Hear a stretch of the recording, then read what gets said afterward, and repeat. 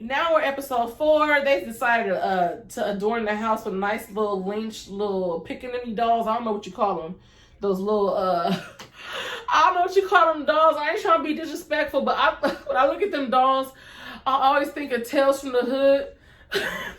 If you ever seen Tales from the Hood, you know them little dolls are chasing that man, and he's like, "Get out of here, you little nigglets!" So yeah, they have a little nigglets hanging. I don't know what they called, but them dolls, them old school dolls, them slave dolls, they had them lynched all around. It's not funny, but that scene. If y'all remember that scene and Tales from the Hood, let me know down below. So yeah, they done sat here. I don't know if they made these dolls, if they went somewhere and bought them in bulk, but at this point they're getting super creative. They have just spent so much money and time and energy on decorating this house in such a racist way. And it's like, damn, if y'all balling that much, like, y'all should have enough money to move. Like, y'all got enough money to give the house a new outfit every day. So at this point, they're just like, fuck it. Yep, this nigger heaven. We leaving this little nigglets on the porch. Yep, that's us. They're not even gonna take the shit down no more. You guys gotta sit here and look at this just like we gotta look at this. Yep, we own it. This is our house. We're not even gonna waste our energy cleaning this shit up. So Henry's at work and he's on the elevator. He hears his coworkers talking about this work party that's going to happen. So the coworkers, his boss turns around, his immediate supervisor turns around and says, "Oh, it's nothing more than like, you should be glad you didn't get invited." So Henry decides to say, like, fuck that, like, I'm going to this party myself. Like, I wasn't invited, but I'm about to crash this shit. So while he's at the party, like, the first thing we notice, he's literally the only black person in the room who's not part of the waiting staff or janitor or, cleaning crew or something of that nature. He's the only black engineer in the room. And that is sad. And I'm pretty sure that's what a lot of office spaces still look like to this day.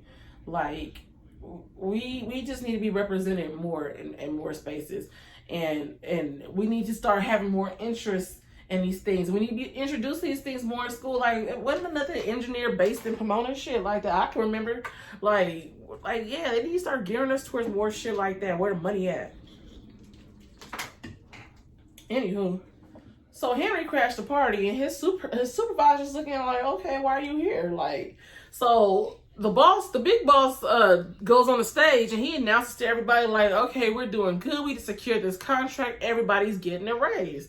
So Henry's like, okay, like, damn, okay. He's not even mad that he didn't get invited. He's just happy he was here to hear that everybody's getting a raise. So his supervisor stops Henry and is like, what you doing here? So Henry's like, I decided to come to the party, and like, I'm glad I did bring in some more money. So he's like, oh, there goes the big boss right there. I'm gonna go introduce myself. So the supervisor reveals to him, like, hold on, like, I didn't even tell him you were black. Like, hold on, whoa. So Henry's like, whoa, okay, well, I'm going to go introduce myself anyway, against his supervisor's advice. So he goes, he introduces himself, and lo and behold, they relate on a military level. They realize that they relate on a military level. So they hit it off. I'm pretty sure if it was today's times, they would have linked up for a beer or something after that whack-ass work party. So his supervisor's in the cut looking like, oh, shit, they didn't like him getting too chummy with the big boss. So one of the neighbors, the main ringleader, Betty, she decides she can't take it no more. She has to get up out this house. Her arts and crafts money can be put aside to move out herself. So she decides to go to her rich daddy and go ask to borrow some money. So when we get introduced to her daddy, he's a very, very wealthy man that you can just tell, like, they live like in a mansion. I don't know if they live in Beverly Hills or what. But the mother keeps saying, like, I wish you wouldn't have came here. I wish you wouldn't have came here. So it's kind of weird, the whole dynamic. She's really anxious about being there. She hasn't been there in a while. And you can just tell the relationship is just really weird. So she says, like, Dad, I need some money. I need a loan to move. Because, get these hoodlums are in our town and we got to get out fast. So he says, okay, I'm going to write the check, but first you got to spend some time with me. So I'm like, okay. He's like, damn, what a shitty daughter she is. You gonna sit here asking for some money, but you can't kick it for a minute? Like, sit down and watch some Matlock with his old ass. So he's like, I'll go draw you a bath. I'm like, okay, weird. So then this is when we realize, the relationship is weird indeed. There were undertones of incest that were going on. I don't know how to say this, if you can say this on YouTube, but yes, the daddy wasn't doing right. The daddy wasn't doing right. The daddy was a perv, and she pretty much decided, like, I can't, like, my dignity is worth more than a new house. Like, I can't do it. So she decides to shake, and I'm glad she did have some dignity for herself. Like, I'm glad that we didn't discuss her that much. We as in black people didn't discuss her that much that she would resort to humping her daddy. Anyway. Now I see why she's so mad. Now I see why she's so mad. But don't take it out on us. Take it out on your old ass daddy. Shit, kill him and get the damn life insurance money, girl. Don't take it out on the black people. Mm-hmm. Lucky decides to go visit another black family that lives in Compton and go see what their experience is. So she runs into this lady, you know, she seems to be well put together, similar to her.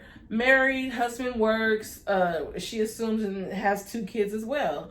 But she's noticing the house is immaculate. The lady's just talking about how much she loves cleaning. That's all she focuses on. Even though the people are trying to drive her crazy, her neighbors are driving her crazy. She had the same experience with the racism and everything, but she just focused on her cleaning. So when she went in the kitchen to go see what, I don't know why she helped herself to her kitchen, she noticed that there was just blood everywhere and that the woman had killed her boys. So she runs home, gets her husband, says, hey, I want to show you how crazy these white folks made this lady. She goes to the lady's house and everything is normal. The boys aren't there, of course. But yeah. Now Henry really thinks his wife is just damn crazy and that she just makes all this shit up. So at this point in the episode, everybody has imaginary friends. Ruby got a little white imaginary friend at the school. Henry got man in black faces following him around. They be gassing him up and trying to get him angry. Gracie got Miss Vera whipping her ass and hitting her with the switch and shit. And then Lucky, she just sees all of it.